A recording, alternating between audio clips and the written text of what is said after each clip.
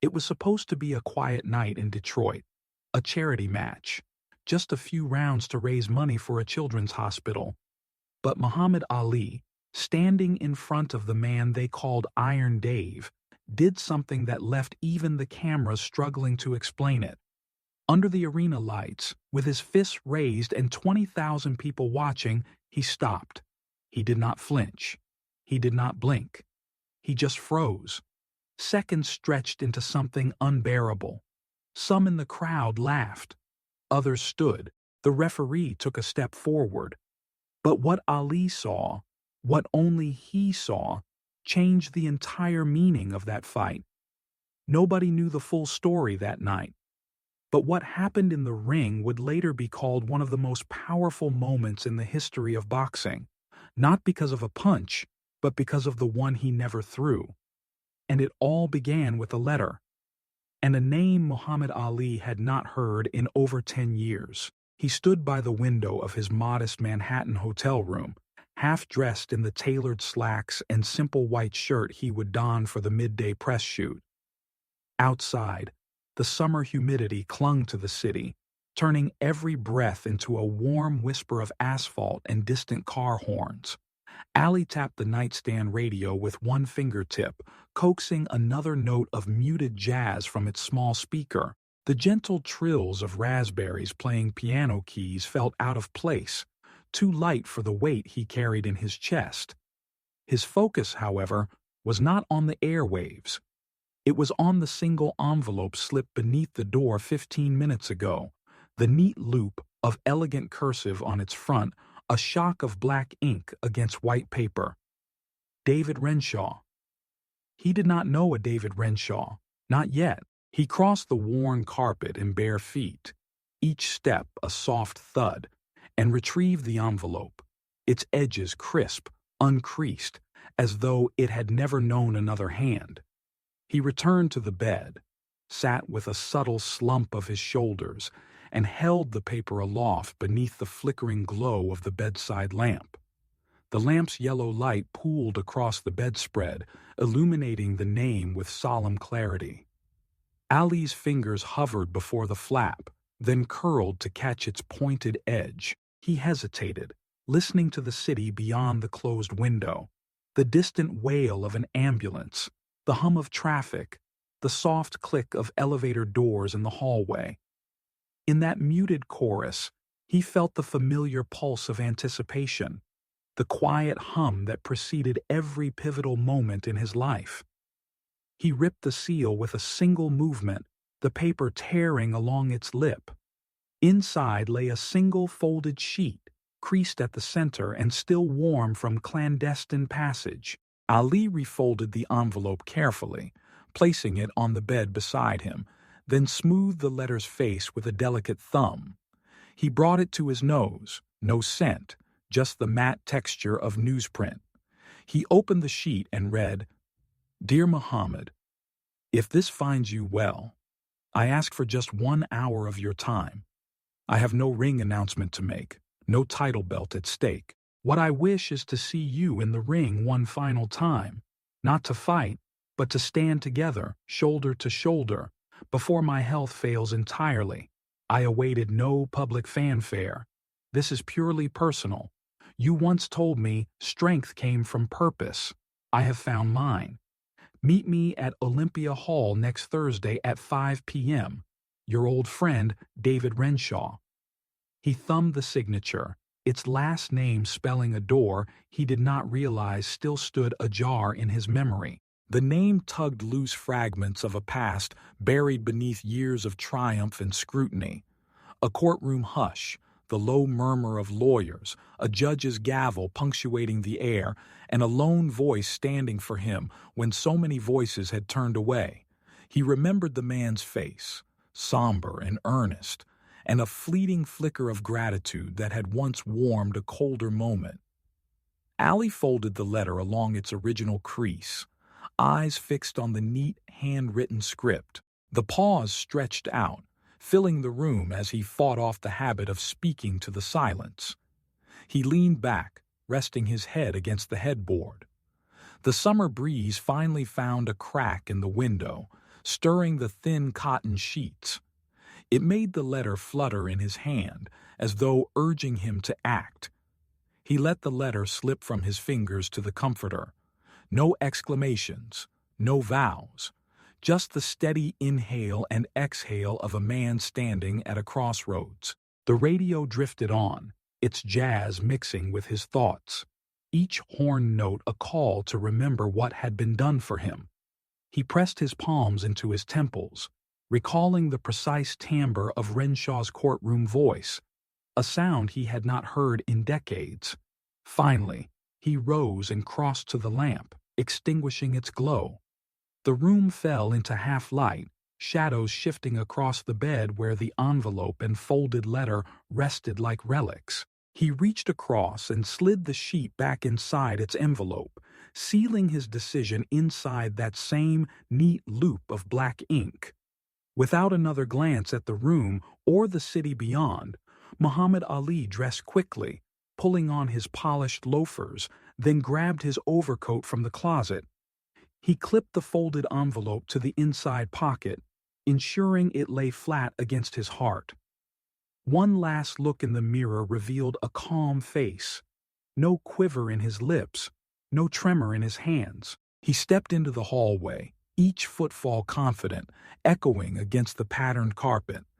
The elevator's bell summoned him, its doors parting with a soft sigh. Ali climbed in, the envelope pressing gently against his chest, and he rode downward into the lobby, out into the waiting world. Outside, the city's heat embraced him like an old rival. He hailed a cab and climbed in, directing the driver to take him to a place called Olympia Hall, somewhere he had not set foot in decades. As traffic swirled past, Ali pressed his forehead against the cool glass, pondering the unspoken promise held within that envelope. In a week, he would stand not to win, not for glory, but to bear witness, to repay a debt of honor that had never truly been paid. And in that moment, the hush around him spoke louder than any roar of the crowd. Muhammad Ali leaned back against the windowsill of his modest hotel room, cufflinks undone, collar unbuttoned. The fall sunlight filtered through half-closed blinds, slicing the air into narrow bands of golden warmth amidst the lingering chill. A light jazz tune drifted from a battered transistor radio on the dresser, saxophone notes echoing off the pattern of the carpet and the scuffed veneer of the furniture. Ali's shirt hung loose on his broad shoulders as he watched the city breathe in long, slow waves beneath him. He lifted a glass of water to his lips, but paused mid-sip. The door had not fully closed when a soft knock tapped its frame, an interruption to the solitude he had fought so hard to find. His assistant Angela stood there, heat of the corridor clinging to her suit. She held out a crisp envelope, pale paper stark against her dark attire. No words were spoken. She sealed her lips and slid the envelope under the door, the flap slipping across the threshold with a final whisper. Ali set his glass down, its surface rippling from the whomp of his heartbeat, and crossed the room in 2 strides. He retrieved the envelope, turning it in his palms. The writing on the front was precise, elegant. David Renshaw. He did not know a David Renshaw, not truly. He ran a fingertip over each loop of the script and felt a ripple of memory, something warm and urgent, stir beneath the surface. The room seemed to still against the pulse of his curiosity. Ali perched on the edge of the bed, each fold of the blanket crisp beneath him. He held the envelope against his heart briefly, then with a razor-sharp rip he opened it. The tear sounded louder than he expected, a note of discord in the radio's mellow tune. He unfolded a single sheet, deliberately creased in quarters, and smoothed its face along the grain. His eyes absorbed the words, "Dear Muhammad, I hope this note finds you in strength rather than glory. The years have passed since I stood for you when silence reigned. I have but a few months left and one earnest wish, to stand in the ring again by your side, Not to clash, but to share the final bell. I choose no parade, nor public tribute. Let this remain our secret. Will you join me next Thursday at the old LA Forum at 6 p.m.? One last step together. Your friend always, David Renshaw. Ali read the name and its promise twice, disbelief carving lines across his brow. David Renshaw. The memory unfolded in fragments, a courtroom heavy with hush, an earnest face gray-haired even then, the steady cadence of defense when the world had scorned him. Ali's chest tightened. Air that once filled him now felt like sand shifting underfoot. He sat motionless, the words hanging in front of him like a challenge. Outside, the city's hum continued. Distant sirens, horns, footsteps pacing the sidewalks. In the quiet of the room, Ali felt time contract and expand at the same breath. He refolded the letter, slotting it back into its envelope with deliberate care, as if placing a fragile promise into safekeeping. He rose and walked to the small desk, setting the envelope among his neatly stacked appointment cards. The jazz riffed to a sultry close, leaving only the radio's static hum. Ali pressed a hand to his temple, pulse thrumming beneath his skin. He recalled Renshaw's steady voice. Strength in purpose, champ. That is what saves us. The echo of those words had followed him through monster lights and roaring stadiums, a faint companion in victory and defeat alike. Ali turned off the radio and let the silence settle. The room, with its pale walls and simple furnishings, now felt charged, every shadow a question, every corner a possibility. He retrieved his overcoat, its collar worn at the edges, and slipped the envelope into the inner pocket. No one waited in the hall. No press cameras lingered in the corridor. Tonight, at least, this choice belonged only to him. He paused by the door, glancing back at the bed where the letter lay folded, then at the streets below, half lit by the dying sun. A cab hailed on the sidewalk, its yellow paint dulled by dust and exhaust. Ali descended the steps, each footfall echoing a steady purpose, the envelope pressed to his side like a silent vow. Behind him the door clicked shut, drawing a line between what was and what must be. As he stepped into the waiting taxi, Ali exhaled, a long, steady sigh of resolve. The driver glanced at him, recognition flickering, but Ali remained impassive. The city unfolded around them, neon signs flickering to life, storefronts glowing against the night, and the world still turning toward its next spectacle.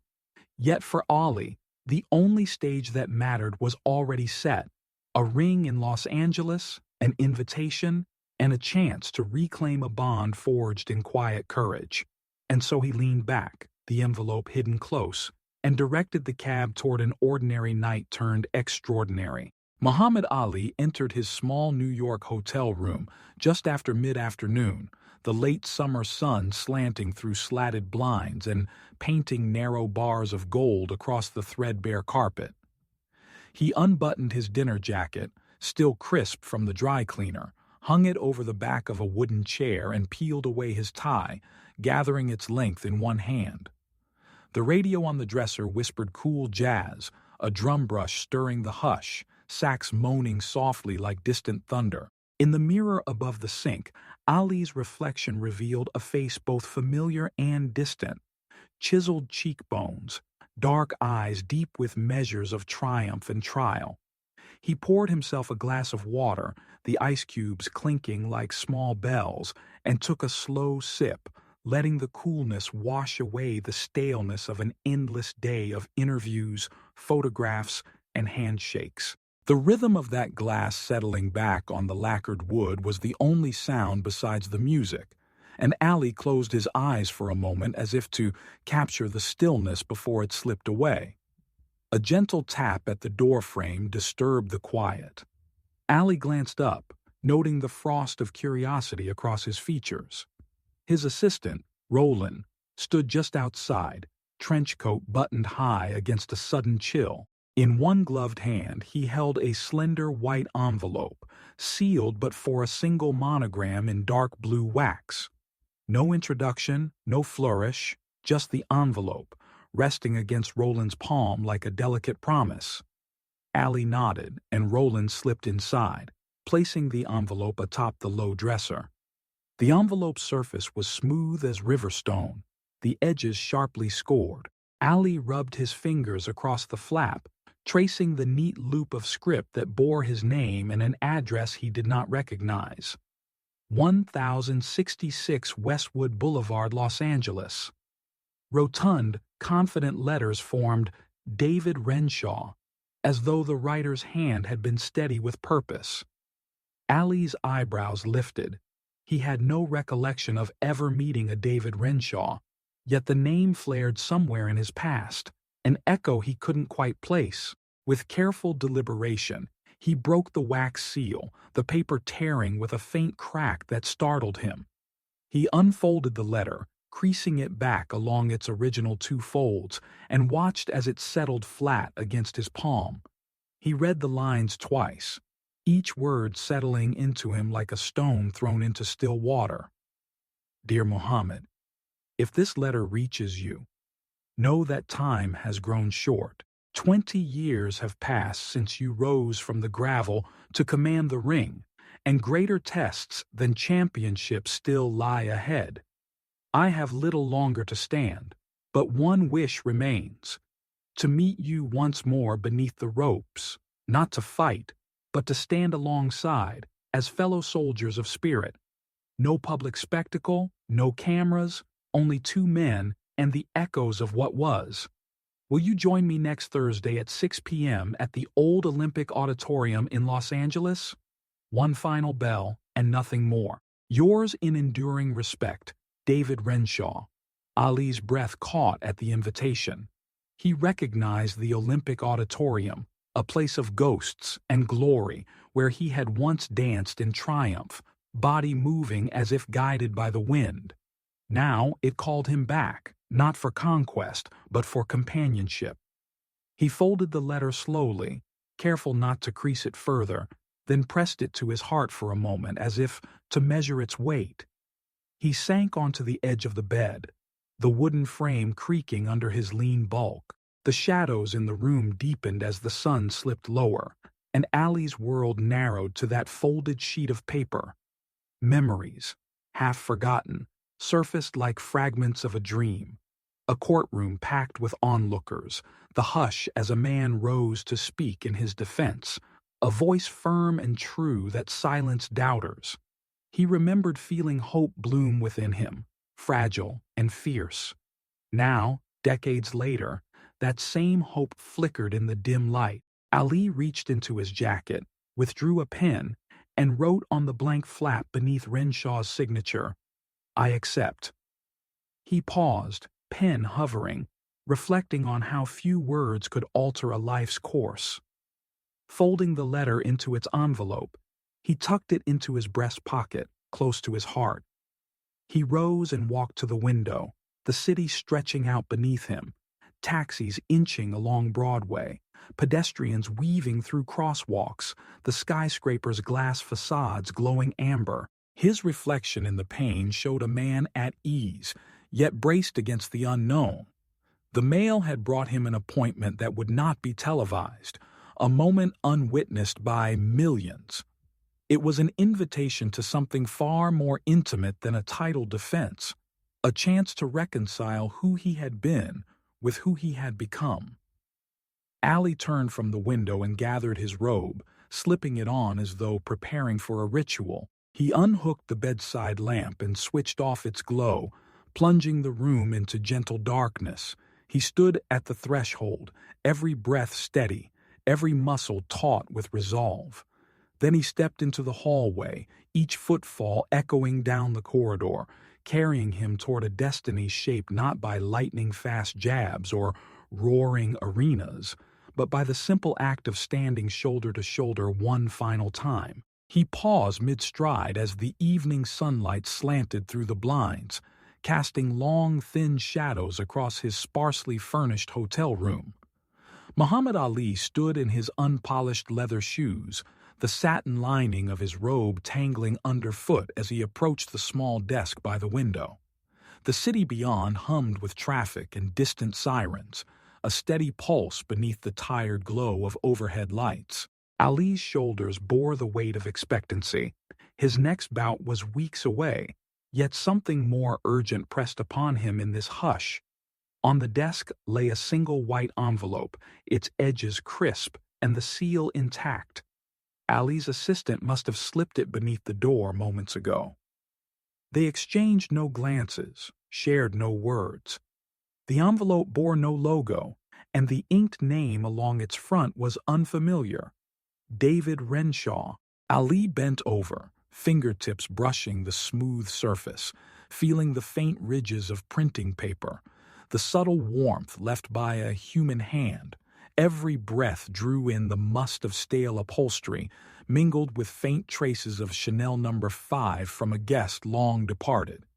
He wondered what message lay folded within, what summons might alter the course of his next days. With deliberate care, Ali lifted the flap and tore it wide in one smooth motion. The paper separated cleanly, a whisper of white against the wooden grain. He unfolded the letter, the creases tight from precise folding, and read, "Muhammad, if you have carried the weight of every title and press conference, bear this weight too. I am dying. In my final hours, I wish not for medals but for a moment with the boy I once believed in. Not to fight, but to stand by your side again, in the same square of canvas where hope first found me. I await you. No announcements, no crowds. Just you, me, and the echo of a final bell. 6 p.m. next Thursday, the old Los Angeles Forum. David Renshaw." The name rekindled something inside him, a courtroom muted by anticipation, the hush that fell as reporters leaned forward, pens poised over notepads.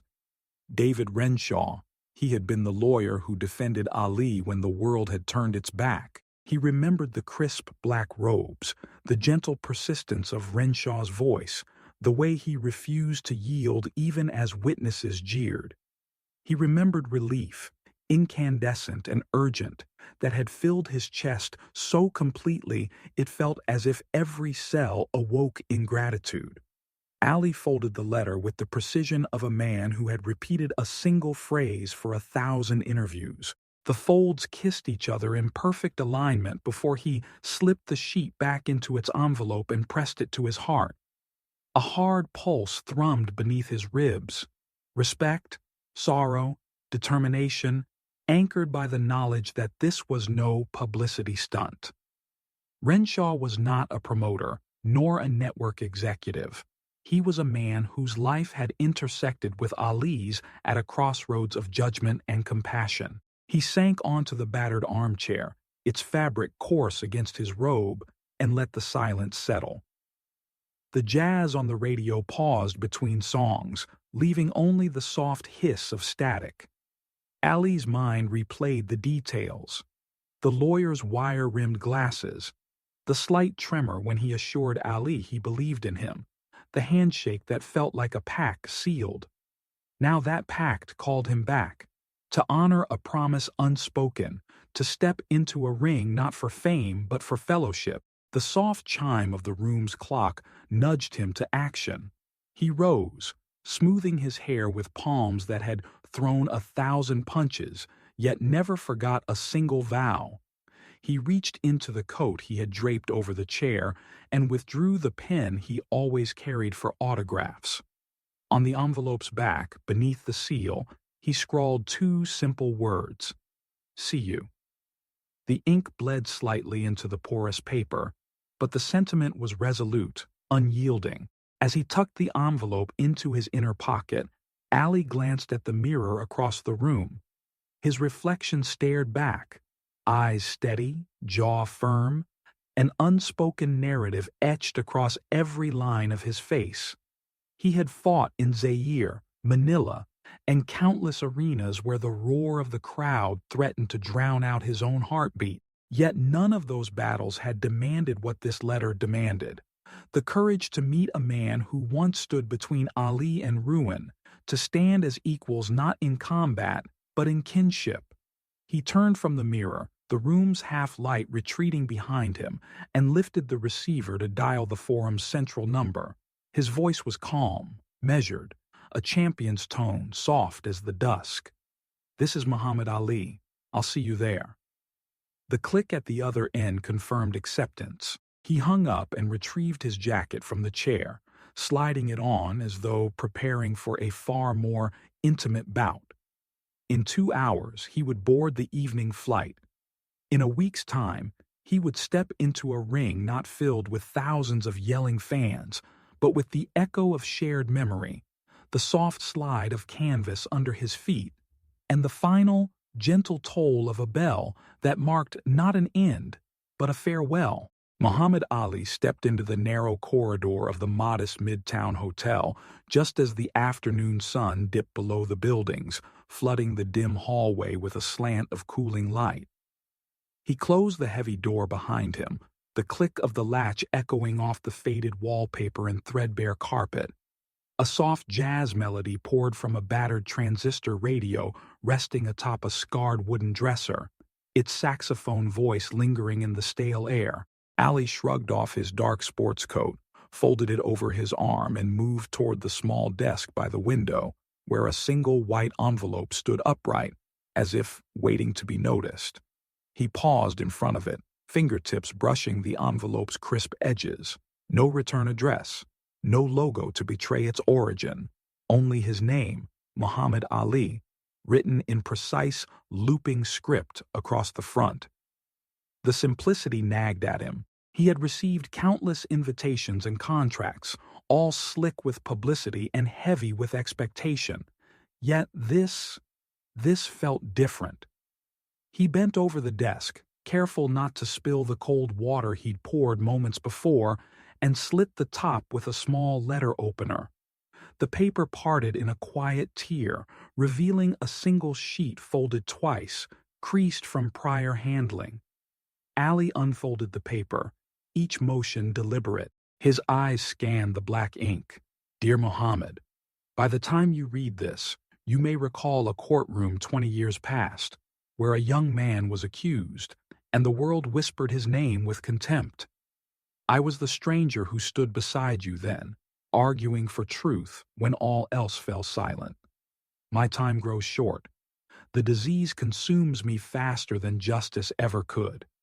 In my final hours, I desire not a spectacle, but one quiet hour in the ring, a place where grace and fury merge. Will you meet me next Thursday at 6 p.m. at the Los Angeles Forum? No cameras, no crowds, just two men and the bell that once announced your rise. Yours, in lasting respect, David Renshaw." Ali's breath caught as though the room itself had taken a sudden chill. He remembered the courthouse, the harsh glare of overhead lights, the murmur of onlookers, the oppressive hush when the defense rose to speak. Renshaw's voice had been steadfast, unwavering, forging a path through doubt and derision until the judge dismissed the charges. That act of compassion had altered his life, granting him freedom when hope had seemed exhausted. He folded the letter with the precision of a man accustomed to choreography, each crease aligned, each fold crisp. He tucked it into his breast pocket, between the fabric and his heart, feeling the delicate weight of a bond renewed. The jazz tune on the radio concluded with a soft flourish, leaving only the hum of static. Ali's gaze drifted to the window, where city streets rolled by in muted procession, yellow cabs creeping along slick asphalt, pedestrians hurrying through the last warmth of day, neon signs flickering on. He planted his feet firmly on the carpet, as if preparing for a fight he'd never anticipated. His palms were steady now, though earlier they had trembled at the envelope's discovery. He glanced at his reflection in the mirror, a champion standing on thresholds not of victory or defeat, but of memory and gratitude. He had danced beneath brighter lights, roared to greater crowds, yet this summons carried a gravity far beyond any tidal defense.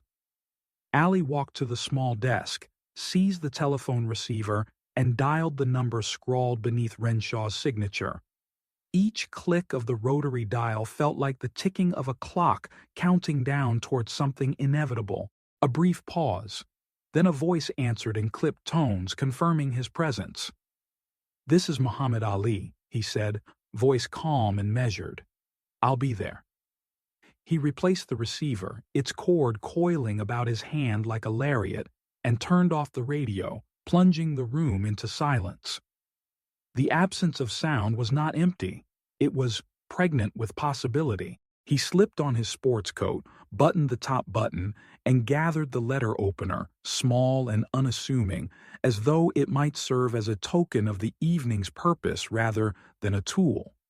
With one final glance at the envelope, its promise sealed in ink and intent, Ali stepped into the corridor, where shadows had deepened and the city's pulse quickened. The door closed softly behind him, leaving the room and its quiet confidences waiting for his return. He emerged into the roar of Broadway. The hush of private history nestled against his side like a second skin, ready to carry him back to a ring that once shaped him and now beckoned him home. A single knock at the door echoed through the small room, just as the last glow of New York's late afternoon crept beyond the window slats. Muhammad Ali stood barefoot on the threadbare carpet, collar of his white shirt unbuttoned, tie hanging slack. The soft rattle of a portable transistor radio breathed muted jazz into the space, the saxophone's smoky voice trailing off like a restless smokestack. He listened for the footfall of his assistant, but heard only the distant hum of traffic and the swell of horn blasts beneath the city's high-rises. The door opened silently, folding inward on its hinges. Roland stepped across the threshold, one hand tucked deep into his raincoat pocket, the other extended with a crisp white envelope. No preamble, no friendly greeting, just the paper with Ali's name written across it in neat, flourishing script, Muhammad Ali. The envelope sat on the narrow desk beside a half-empty glass of water, as if summoned by its own gravity. Ali traced the edges with fingertips, sharp, thin paper warmed by skin. A subtle shiver ran through him, anticipation, unease. He lifted the letter opener from a drawer, the blade sliding free with a soft click. The silence deepened as he slit the top edge, peeling back the flap in one smooth motion. Inside lay a single sheet, folded twice. He pressed the creases flat and read, "Muhammad, time has carried us far beyond the roar of that courtroom, yet I remember how voices hushed when I rose to speak your name in defense. I face my final dusk now, and no stage could honor that debt better than the one where you first danced from boy to champion. Meet me, if you will, at the old Los Angeles Forum next Thursday at 6 in the evening. No flashbulbs, no crowds, just the bell's echo and two men who have shared an unlikely bond. In enduring respect, David Renshaw." The city's pulse throbbed against his chest. Renshaw, the man who had argued for him when the world turned its back, when headlines thundered accusations and hope had shrunk to a pinprick of light. Ali's hand trembled as he refolded the letter, each fold a contraction of memory. The judge's gavel, the hush that followed, Renshaw's steady gaze meeting his own. He tucked the page inside the envelope, then slipped it into his breast pocket, its weight a silent promise against his heart. He sank onto the edge of the narrow bed, the springs sighing beneath him. The jacket draped across the back of the chair seemed heavier now, more like armor than clothing. From where he sat, the radio crackled back to life with a soft piano riff, and Ali allowed himself a moment of stillness. The gentle patter of passing cabs, the distant wail of a siren, all filtered through the window, distant yet insistent reminders that life carried on beyond these walls. A sudden resolve cut through the haze. He stood and moved to the mirror over the sink. fingertips brushing the cold porcelain as he examined the reflection. Lines around his eyes spoke of countless battles, not just in the ring but in courtrooms and living rooms, wherever he had been called to stand for conviction. Now another summons arrived, stripped of spectacle, demanding only presence and purpose. Casting aside the jacket, he retrieved a pen from his pocket and returned to the desk. With a precise flourish, he scrawled two tidy words beneath Renshaw's signature: "I accept." His handwriting wavered only slightly before locking into place. He let the pen rest atop the otherwise empty desk, poised as if waiting for what came next. By now, the sun had slipped away, and the corridor beyond the door lay cloaked in shadow. Ali picked up the glass of water, drained it in long pulls, then set it back without a sound. He retrieved his coat, pulled the lapels close, and slipped on his fedora, tipping it low over his brow. The city beyond awaited, full of bright lights and half-told stories, but he walked toward the door with a steady gait. Each step was measured. No flash of bravado, no playful quip. Only purpose. A meeting arranged on paper, a bond forged in silence 2 decades ago. He paused to tighten the knot of his tie before stepping into the hallway. The door closed behind him, its click final. Down the narrow corridor, footsteps returned to their steady rhythm as he made his way toward the elevator. Beyond this building, the world would continue its roar, but somewhere in Los Angeles, in a ring no longer lit by spotlights, but by memory and grace, 2 men would stand alone, bound by past kindness, and a single, final bell. And as the elevator doors slid shut, the saxophone on the radio played out its last, lingering note, fading into the pressing hush of what was to come.